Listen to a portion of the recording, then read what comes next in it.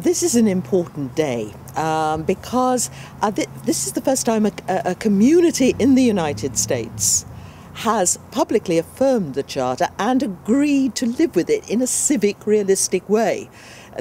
This is the City Council who has decided this, and they're really putting themselves on the line because if things are going wrong in the city that are not compassionate, then the people will feel empowered to hold them to account for this.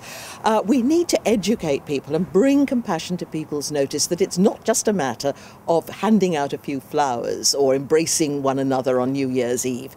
It's a question of implementing compassion in the nitty-gritty of life, even in a city.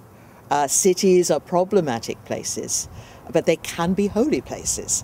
But they won't be unless every single citizen is acquainted with the idea of compassion and tries to implement it in bread and butter ways. So, and today Seattle led the way, and I'm sure other cities will follow. Already there are cities in the Middle East interested in joining up with this and becoming cities of compassion too. What do you think is unique about a city in the way that a city's environment can inspire compassion? Is it different to compassion in the countryside, for example? Well, I think city life, we know, is not easy. City life is based on a market economy, therefore on a certain amount of greed and aggression. There's a lot of alienation in a big city. There are discrepancies between rich and poor. In our cities, in the Western world, in rich countries, we have the scandal of people sleeping rough on the streets. We have people who don't have adequate health care. We have elderly who are not cared for.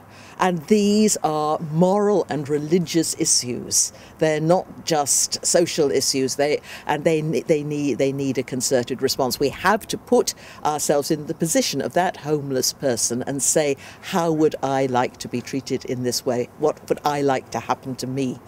So it means going out of yourself and putting yourself in the place of another. Everyone uses the word compassion. How would you define it? Compassion is much misunderstood these days. It's often taken to mean to feel sorry for somebody.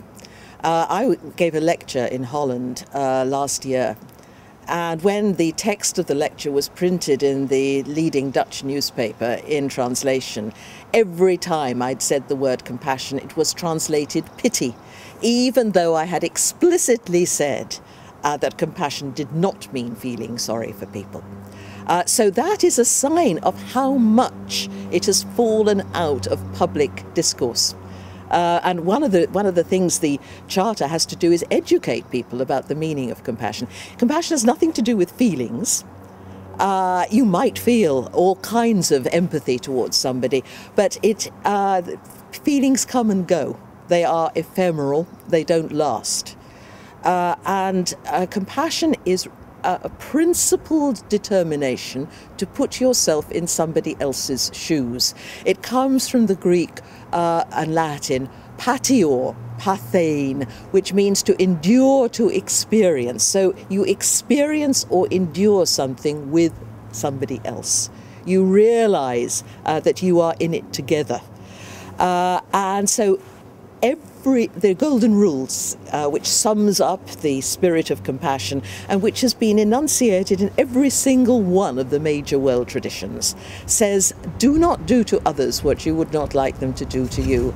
Look into your own heart, discover what gives you pain, and then refuse under any circumstance whatsoever to inflict that pain on anybody else. So every time you're tempted to say something vile about your ex-wife or an annoying colleague or a nation with whom we're at war, and say to yourself, how would I like that said about me or mine, and desist. In that moment you are being compassionate.